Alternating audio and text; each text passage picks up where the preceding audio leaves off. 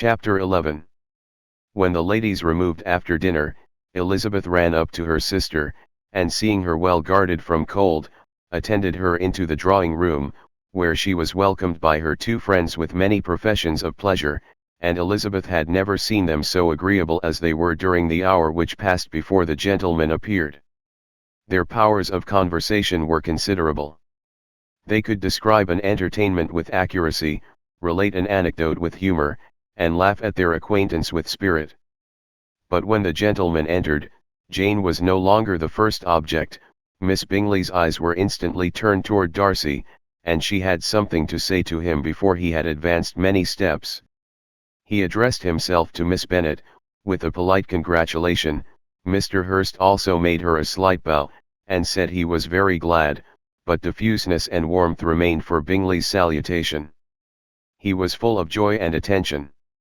The first half-hour was spent in piling up the fire, lest she should suffer from the change of room, and she removed at his desire to the other side of the fireplace, that she might be further from the door.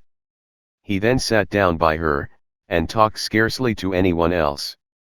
Elizabeth, at work in the opposite corner, saw it all with great delight. When tea was over, Mr. Hurst reminded his sister-in-law of the card table, but in vain. She had obtained private intelligence that Mr. Darcy did not wish for cards, and Mr. Hurst soon found even his open petition rejected.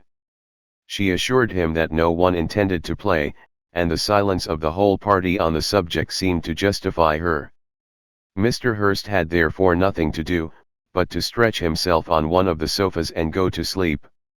Darcy took up a book, Miss Bingley did the same, and Mrs. Hurst, principally occupied in playing with her bracelets and rings, joined now and then in her brother's conversation with Miss Bennet.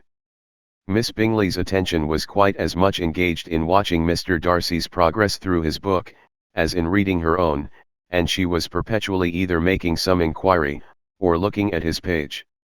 She could not win him, however, to any conversation. He merely answered her question, and read on. At length, quite exhausted by the attempt to be amused with her own book, which she had only chosen because it was the second volume of his, she gave a great yawn and said, "How pleasant it is to spend an evening in this way. I declare after all there is no enjoyment like reading. How much sooner one tires of anything than of a book. When I have a house of my own, I shall be miserable if I have not an excellent library." No one made any reply. She then yawned again, threw aside her book, and cast her eyes round the room in quest for some amusement, when hearing her brother mentioning a ball to Miss Bennet, she turned suddenly towards him and said, "By the by, Charles, are you really serious in meditating a dance at Netherfield? I would advise you, before you determine on it, to consult the wishes of the present party. I am much mistaken if there are not some among us to whom a ball would be rather a punishment than a pleasure."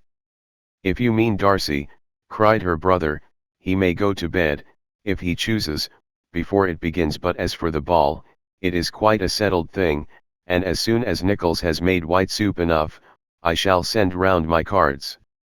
"I should like balls infinitely better," she replied, "if they were carried on in a different manner, but there is something insufferably tedious in the usual process of such a meeting.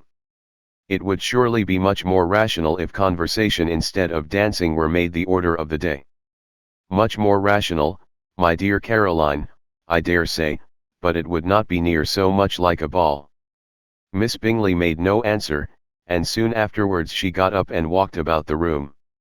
Her figure was elegant, and she walked well, but Darcy, at whom it was all aimed, was still inflexibly studious.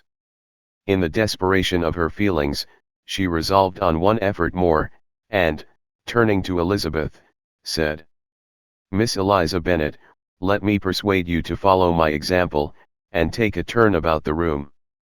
I assure you it is very refreshing after sitting so long in one attitude." Elizabeth was surprised, but agreed to it immediately. Miss Bingley succeeded no less in the real object of her civility.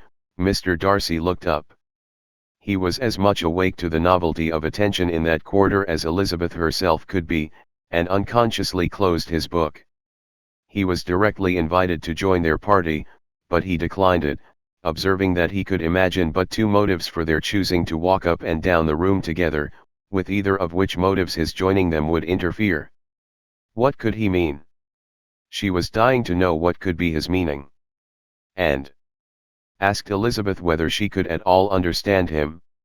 Not at all, was her answer, but depend upon it, he means to be severe on us, and our surest way of disappointing him will be to ask nothing about it. Miss Bingley, however, was incapable of disappointing Mr. Darcy in anything, and persevered therefore in requiring an explanation of his two motives. "I have not the smallest objection to explaining them," said he, as soon as she allowed him to speak. "You either choose this method of passing the evening because you are in each other's confidence, and have secret affairs to discuss, or because you are conscious that your figures appear to the greatest advantage in walking. If the first, I would be completely in your way, and if the second, I can admire you much better as I sit by the fire." "Oh! Shocking!" cried Miss Bingley. "I never heard anything so abominable. How shall we punish him for such a speech?" "Nothing so easy, if you have but the inclination," said Elizabeth. "We can all plague and punish one another. Tease him, laugh at him. Intimate as you are, you must know how it is to be done. But upon my honor, I do not. I do assure you that my intimacy has not yet taught me that. Tease calmness of manner and presence of mind. No, no, I feel he may defy us there. And as to laughter, we will not expose ourselves, if you please, by attempting to laugh without a subject. Mr. Darcy may hug himself. Mr. Darcy is not to be laughed at," cried Elizabeth. "That is an uncommon advantage, and uncommon I hope it will continue, for it would be a great loss to me to have many such acquaintances. I dearly love a laugh. Miss Bingley," said he, "has given me more credit than can be. The wisest and the best of men, nay, the wisest and best of their actions may be rendered ridiculous by a person whose first object in life is a joke." "Certainly," replied Elizabeth, "there are such people, but I hope I am not one of them. I hope I never ridicule what is wise and good. Follies and nonsense, whims and inconsistencies, do divert me, I own, and I laugh at them whenever I can. But these, I suppose, are precisely what you are without. Perhaps that is not possible for anyone.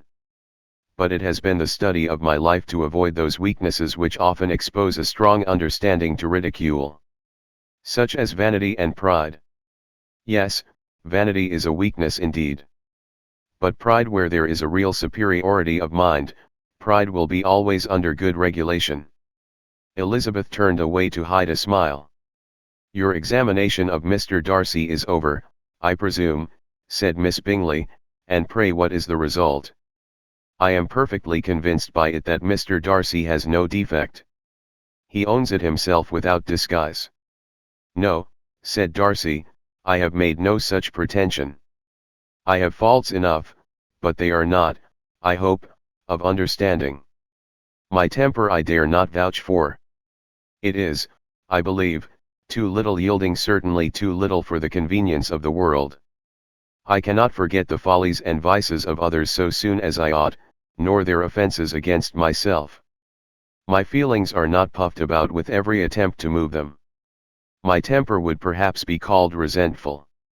My good opinion once lost, is lost forever. That is a failing indeed," cried Elizabeth. "Implacable resentment is a shade in a character. But you have chosen your fault well. I really cannot laugh at it. You are safe from me. There is, I believe, in every disposition a tendency to some particular evil, a natural defect, which not even the best education can overcome. And your defect is to hate everybody. And yours," he replied with a smile, "is wilfully to misunderstand them." "Do let us have a little music," cried Miss Bingley, tired of a conversation in which she had no share. "Louisa, you will not mind my waking Mr. Hurst?" Her sister had not the smallest objection, and the pianoforte was opened, and Darcy, after a few moments' recollection, was not sorry for it. he began to feel the danger of paying Elizabeth too much attention. Chapter 12. In consequence of an agreement between the sisters, Elizabeth wrote the next morning to their mother, to beg that the carriage might be sent for them in the course of the day. But Mrs. Bennet, who had calculated on her daughters remaining at Netherfield till the following Tuesday, which would exactly finish Jane's week, could not bring herself to receive them with pleasure before. Her answer, therefore, was not propitious, at least not to Elizabeth's wishes, for she was impatient to get home. Mrs. Bennet sent them word that they could not possibly have the carriage before Tuesday, and in her postscript it was added, that if Mr. Bingley and his sister pressed them to stay longer, she could spare them very well.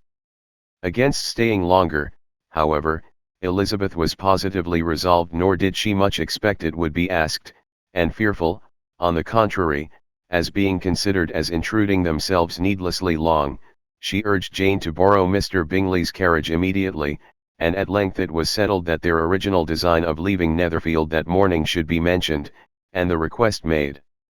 The communication excited many professions of concern, and enough was said of wishing them to stay at least till the following day to work on Jane, and till the morrow their going was deferred. Miss Bingley was then sorry that she had proposed the delay, for her jealousy and dislike of one sister much exceeded her affection for the other. The master of the house heard with real sorrow that they were to go so soon, and repeatedly tried to persuade Miss Bennet that it would not be safe for her, that she was not enough recovered, but Jane was firm where she felt herself to be right. To Mr. Darcy it was welcome intelligence Elizabeth had been at Netherfield long enough. She attracted him more than he liked, and Miss Bingley was uncivil to her, and more teasing than usual to himself. He wisely resolved to be particularly careful that no sign of admiration should now escape him, nothing that could elevate her with the hope of influencing his felicity, sensible that if such an idea had been suggested, his behavior during the last day must have material weight in confirming or crushing it. Steady to his purpose, he scarcely spoke 10 words to her through the whole of Saturday, and though they were at one time left by themselves for half an hour, he adhered most conscientiously to his book, and would not even look at her. On Sunday, after morning service, the separation, so agreeable to almost all, took place. Miss Bingley's civility to Elizabeth increased at last very rapidly, as well as her affection for Jane, and when they parted, after assuring the latter of the pleasure it would always give her to see her either at Longbourn or Netherfield, and embracing her most tenderly, she even shook hands with the former. Elizabeth took leave of the whole party in the liveliest of spirits. They were not welcomed home very cordially by their mother. Mrs. Bennet wondered at their coming, and thought them very wrong to give so much trouble, and was sure Jane would have caught cold again. But their father, though very laconic in his expressions of pleasure, was really glad to see them. He had felt their importance in the family circle. The evening conversation, when they were all assembled, had lost much of its animation, and almost all its sense by the absence of Jane and Elizabeth. They found Mary, as usual, deep in the study of thoroughbase and human nature, and had some extracts to admire, and some new observations of threadbare morality to listen to. Catherine and Lydia had information for them of a different sort. Much had been done and much had been said in the regiment since the preceding Wednesday. Several of the officers had dined lately with their uncle, a private had been flogged, and it had actually been hinted that Colonel Forster was going to be married.